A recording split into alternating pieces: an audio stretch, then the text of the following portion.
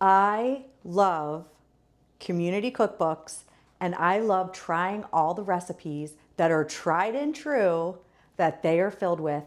And today I'm going to show you a recipe straight out of the 1980s cheddar burger pie. So, are you ready to cook with me? If so, stick around.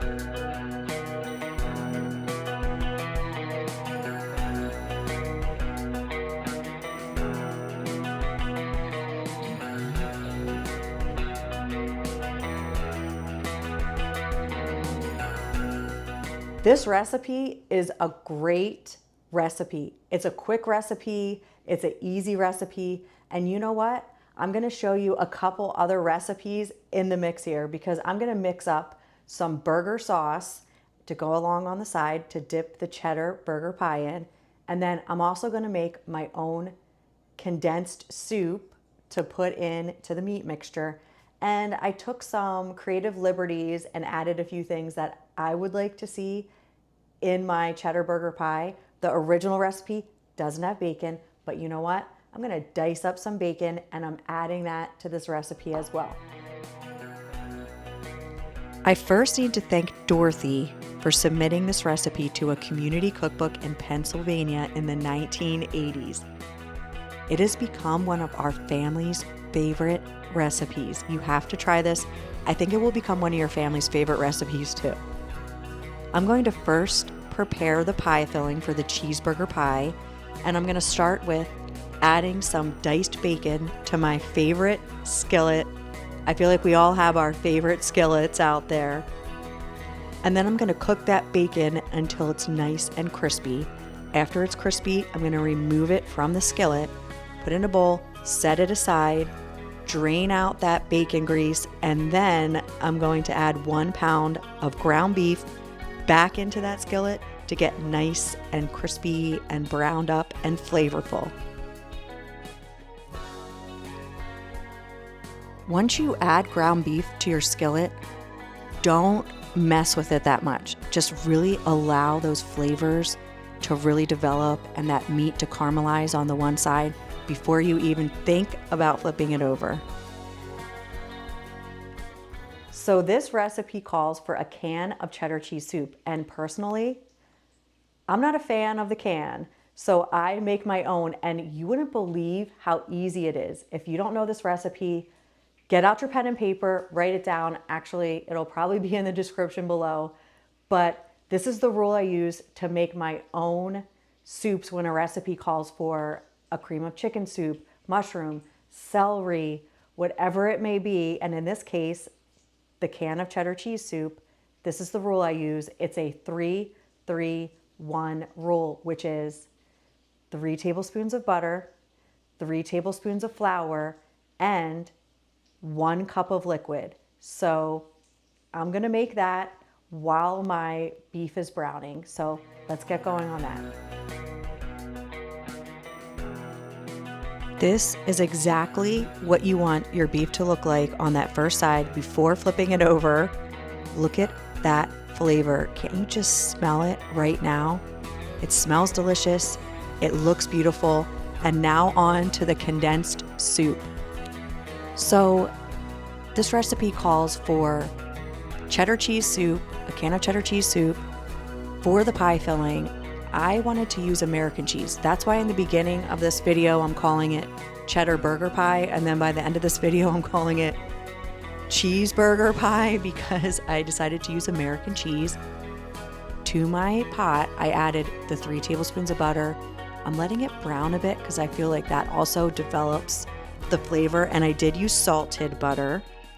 I cut up about 6 slices, maybe 6.5 slices of yellow American cheese, and I'm adding my 3 tablespoons of flour to my 3 tablespoons of butter, and then I'm going to add 1 cup of milk. So I'm going to whisk everything together, get that milk in there, let the sauce thicken up, and then reduce the heat, add the cheese, melt it all in, and there you have it, a flavorful, homemade condensed soup mixture.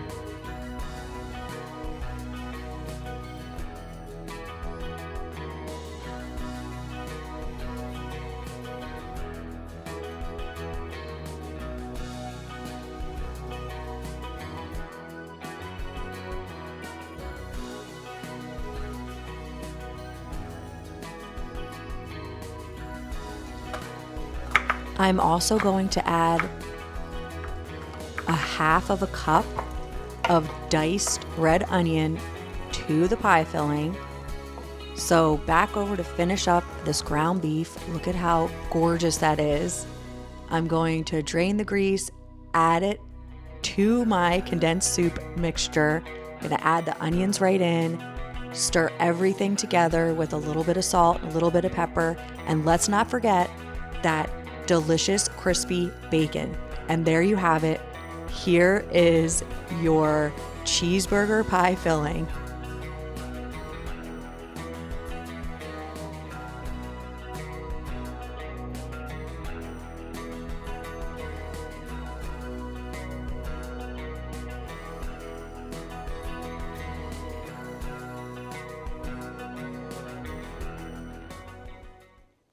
Now that the oven is preheating at 400 degrees, it is time for me to mix up the potato pie crust for the cheddar burger pie.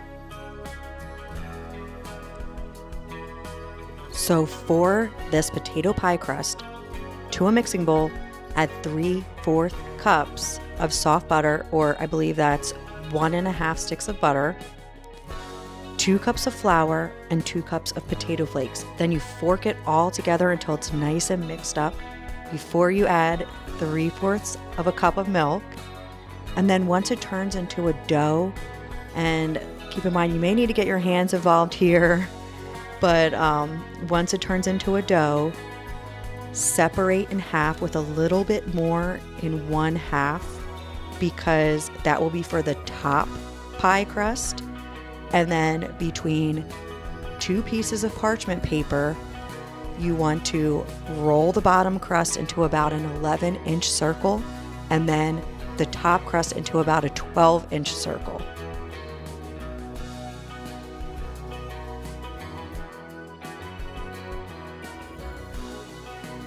Now that your pie crusts are ready, it's time to fill the cheeseburger pie.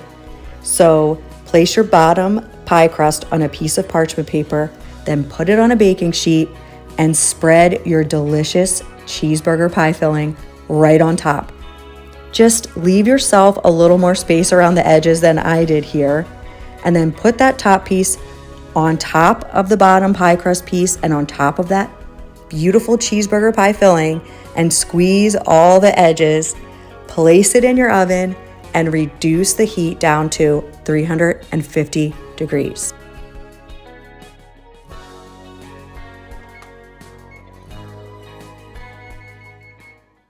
I'm going to check on that cheeseburger pie in about 20 minutes. It should take about 20 to 25 minutes to bake. So it's going to bake until it's nice and golden brown. And in the meantime, I'm going to make some burger sauce in case somebody wants to dip their cheeseburger pie in some burger sauce. I'm going to shred up some lettuce, dice up some tomatoes, and dice up some pickles to go along with it too. This is an easy and, in my opinion, classic burger sauce.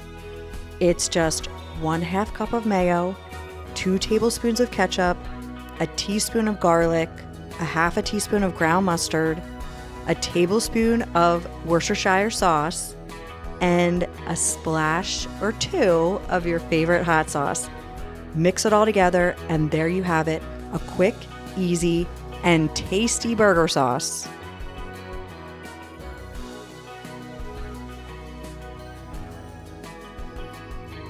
Now it's time to get the cheeseburger pie out of the oven. Just look at that, it's nice and golden brown. Now to some of you, you may be thinking, this isn't the prettiest looking pie, but let me tell you something. It is one of the tastiest pies you'll ever eat. Look how beautiful the pie filling is. You could see the bacon pieces. Can't you just taste it through the camera right now as we speak?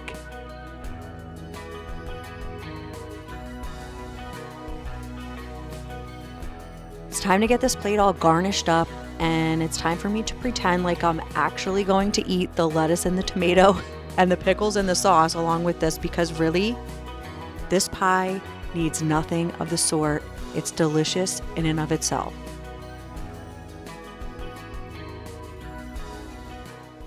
I wish you could smell my house right now. It smells absolutely amazing. My boys already ran out here, got their slices of pie. They're eating it as we speak. I ate my entire plate. My mouth is watering for more. That's how good this recipe is. The crust is flaky. You can taste the bacon, that hint of onion. You can taste the cheese, and of course, the beef. Everything's flavored perfectly, and that potato crust is out of this world.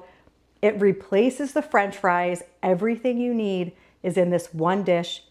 Honestly, I wasted my time making that sauce. It doesn't even need the sauce. Does taste good with it, but I like this cheeseburger pie just by itself. So I have to say thank you to Dorothy. Once again, you're amazing and you're a genius. Thank you for submitting this recipe to a community cookbook in the 1980s in Pennsylvania. And I have to say to all of you, thank you so much for watching Are You Ready To? My name is Rachel. Welcome to my home. Welcome to this channel, and I hope to see you again next time. Goodbye.